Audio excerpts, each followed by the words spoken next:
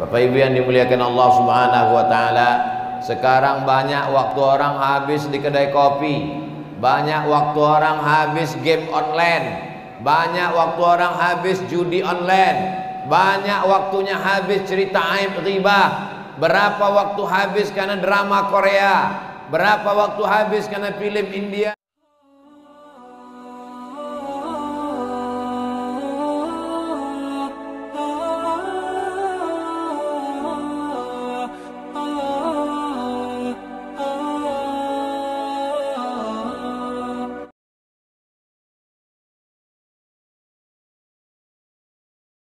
Rasanya selama saya tausiah baru inilah sholat Jumat yang paling banyak dihadiri ibu-ibu. Udah sholat zuhur bu? Udah makan? Oh, belum.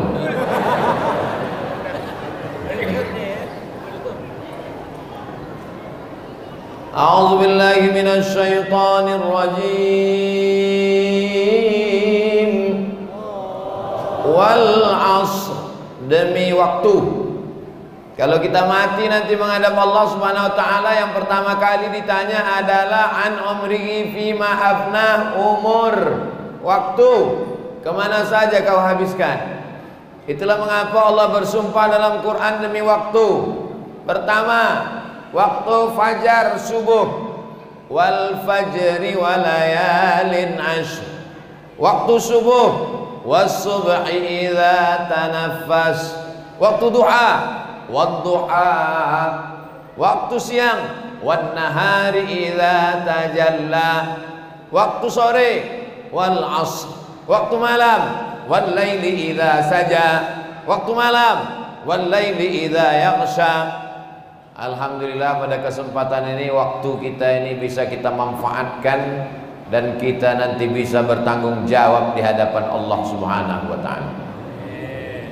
Manfaatkan waktu selagi ada kesempatan, karena kalau sudah waktu ditarik, dicabut Allah Subhanahu wa taala. Yang sudah mati itu sangat ingin untuk datang sholat, tapi andai dia datang kemari, kita pula yang lari tunggang langgang. Yang sudah mati itu sangat ingin datang berjamaah ke Masjid Ibnu Salim. Apa yang Ustaz tengok dari tadi? Baliho itu judulnya Masjid Sumber Kekuatan Umat. Kalau begini banyaknya jamaah memang kuat lah. Tapi kalau isinya cuma imam sama makmum satu orang aja, Masya Allah tabarakallah. Sumber kekuatan umat, membangun sinergitas DKM, ada pula RT dan jamaah.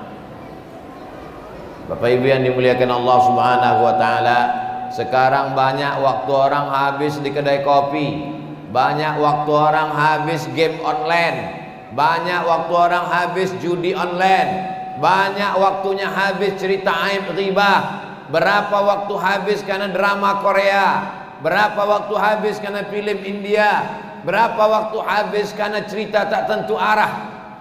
Alhamdulillah, hari Jumat yang penuh barokah, bisa kita berkumpul bersama. Mudah-mudahan berkumpul kita di Masjid Ibnu Salim ini, berkumpul pula kita nanti di surga Jannatul Firdaus bersama Nabi Muhammad sallallahu alaihi wasallam. Subuh tadi pengajian di Masjid At-Tajdid Batam. Habis itu naik pesawat terbang ke Kepulauan Natuna. Habis itu sholat zuhur di sini. Dan katanya Ustaz tak boleh lama-lama, cukup 40 menit aja. Itu maka dari tadi saya tengok jam. Lalu kemudian setelah dari Masjid Ibnu Salim, kami pun akan menyeberang. Kemana kita bisa? Sedanau. Sedanau, 2 danau lah. Besok subuh, habis tausiah subuh, pulang saya balik ke Batam. Tausiah pula di beberapa tempat di Batam. Habis itu hari Ahad, baru balik ke Pekanbaru. Istirahat di Pekanbaru 3 hari.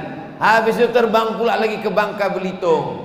habis itu lagi pergi ke Yogyakarta, habis itu pergi pula lagi ke Ambon. Sampai kapan ini Pak Ustadz? Sampai malaikat maut datang. Istirahat kita nanti di liang lahat. Mudah-mudahan kita di liang lahat itu istirahat, karena tak semua orang istirahat di liang lahat. Habis kena azab kubur.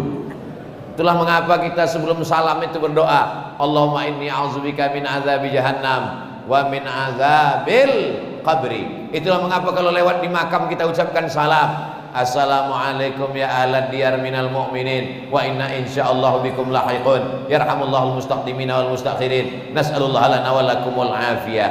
Mudah-mudahan semua waktu jam ini bernilai amal. Ini banyak saya tengok bapak-bapak tentara kita, bapak-bapak yang pakai baju seragam tentara, angkatan laut, angkatan darat, angkatan udara, polisi, berada di dalam masjid. Saya yang orang sipil bukan tentara, bangga menengok mereka yang berseragam di masjid. Betul? Macam-macam tak setuju. Bupati di tengah kesibukannya mengurus 80.000 orang, 86.000 orang yang diurus Pak Bupati, masih sempat datang ke tempat kita. Bapak Kapolres mengurus pecandu narkoba, mengurus pencuri, mengurus perampok, mengurus pembunuh, masih sempat datang ke masjid.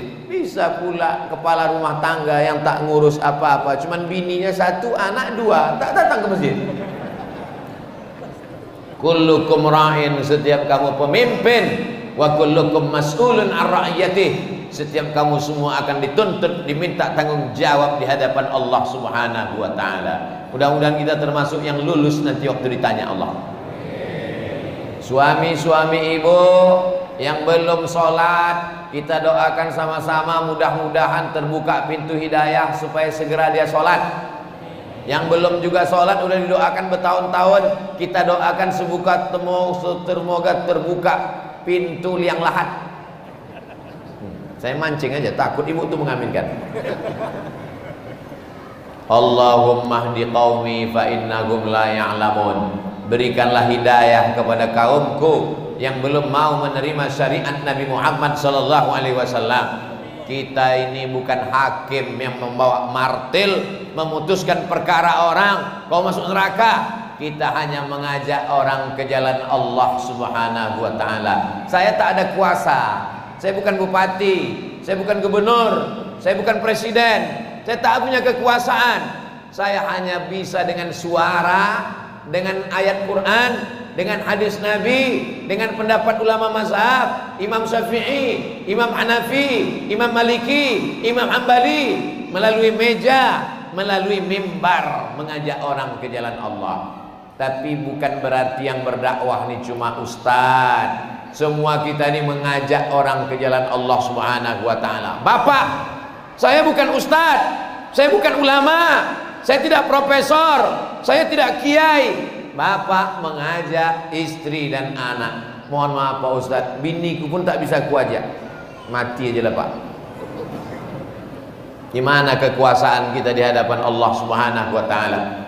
Tapi mereka yang diberikan Allah jabatan kekuasaan, Bapak Kapolres, Bapak dan Ramil, Bapak dan Dim, Bapak dan Lanal, Bapak Bupati, Bapak Gubernur, Bapak Wali Kota, mereka tidak khutbah, mereka tak ceramah.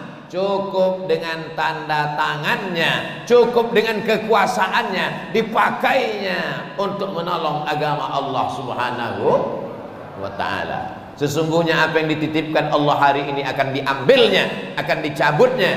Dan ketika sudah tercabut, inna lillahi wa inna ilaihi raji'un.